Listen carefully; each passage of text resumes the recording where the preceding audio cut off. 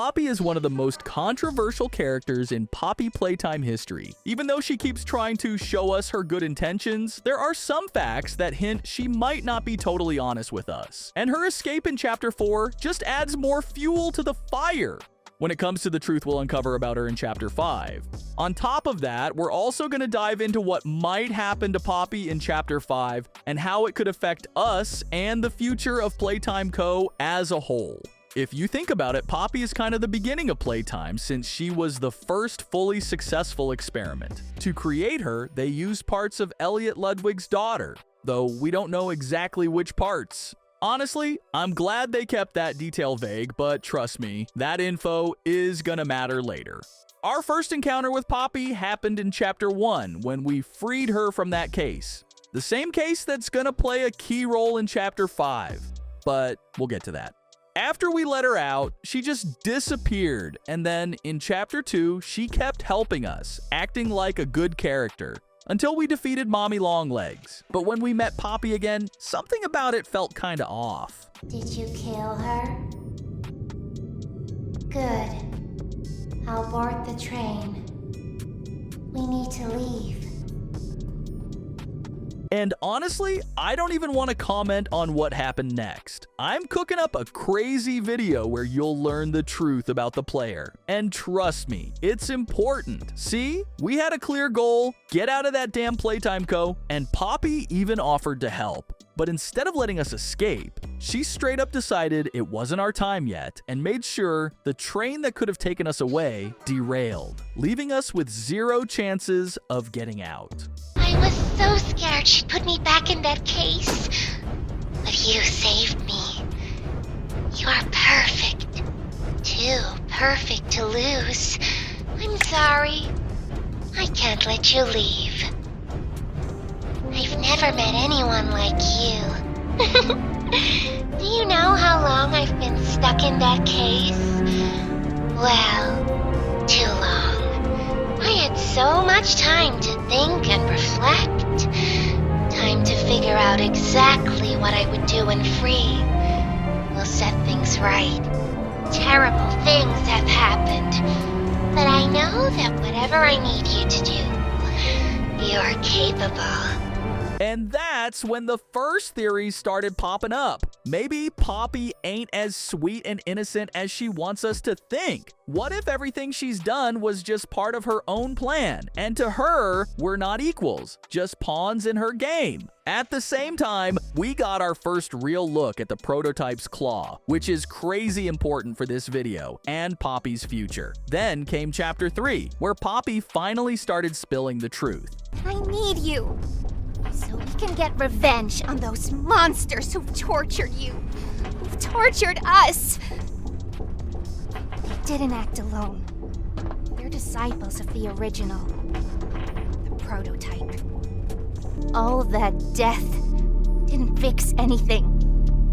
And then, once it was all over, they dragged those corpses down below where they'd never be found. And they ate the bodies to stay alive. The prototype has to die for this, for everything. And that's how we found out about Poppy's real plans and how the catalyst for this whole story was the Hour of Joy. But even here, things ain't so simple. I've seen some theories saying Poppy's hiding the full truth about what really went down during the Hour of Joy. And honestly, I agree. We're only hearing her side of the story, and that means we can't be sure she wasn't involved. Or even that she wasn't just as much of a mastermind behind the whole reckoning as the prototype. Poppy only tells us what benefits her, pushing things forward exactly how she wants them. That's why Doey was against it all. He didn't trust Poppy, her motives, or her whole plan to bring down Playtime Co. Ever wonder why she acts so weird?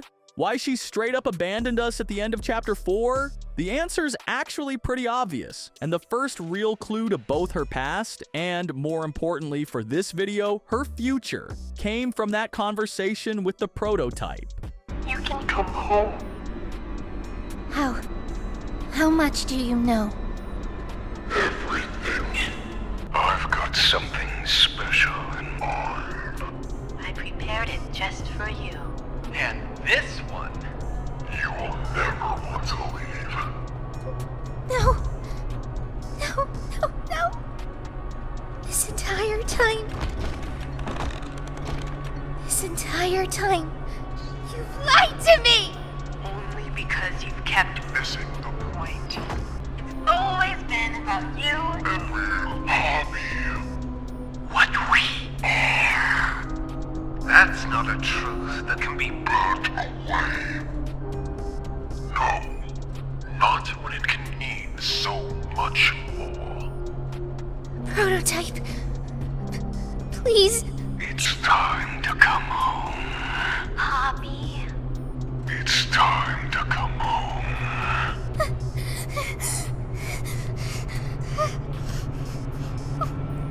I can't go back in the case. I can't. I think it's pretty obvious that when the prototype mentioned home, he was talking about that same case where we first found Poppy. But even more than that, his line about how it was always about who they are really makes you stop and think, who is Poppy really? Was he saying they're just experiments that should never leave Playtime Co? Or was he hinting at something bigger? That both of them were the real power players behind everything that went down. The mass deaths, the thousands of dead toys, the ruins left behind. Was it all because of them? Suddenly, things ain't as black and white as we thought. And let's not forget, everything we think we know about Playtime's past, that's all from Poppy's side of the story. Some of Dr. Sawyer's words really make you question just how honest our so-called friend has been with us. Poppy, so you asked. Innocence is bliss. And she is so innocent. Did she tell you her part of the outrage? That she knew it was coming? Or did she leave out that crucial detail? Yes, that wouldn't surprise me. Has she not strung you along, betrayed you, and told you only what you needed to know to do exactly as you asked? You've seen what they do to each other. All they want is violence. I noticed something else too. Poppy's tiny, yeah, but no one really talks about just how much she's actually capable of. I mean, she managed to patch up huge Kissy, no problem. And the fact that she used to be friends with the prototype, that means he saw her as an equal, which tells us Poppy had some serious influence over Playtime Co. She definitely knew how everything worked and where to find whatever she needed. And then there's that Poppy's tape. On one hand, it makes a lot of things crystal clear, but on the other, it just opens up even more questions. This wasn't what I thought we were gonna leave. Leave the factory. Not this. All those people.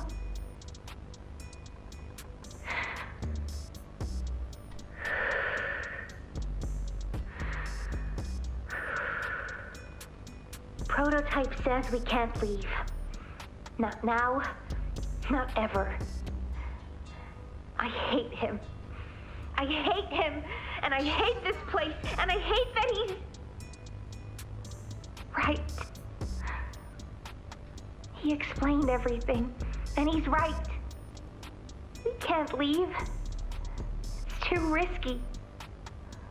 What they did to us, we can't ever let it happen to us or anyone ever again. Doesn't make me feel better about the bodies, though. What he was saying about them, I know there's not really another option. The toys will starve otherwise. They'll die. But it's still disgusting. I wish you were here, Dad. I could really use one of your talks right about now. You'd know what to say. When you were running this place, you always knew what to say. I miss you.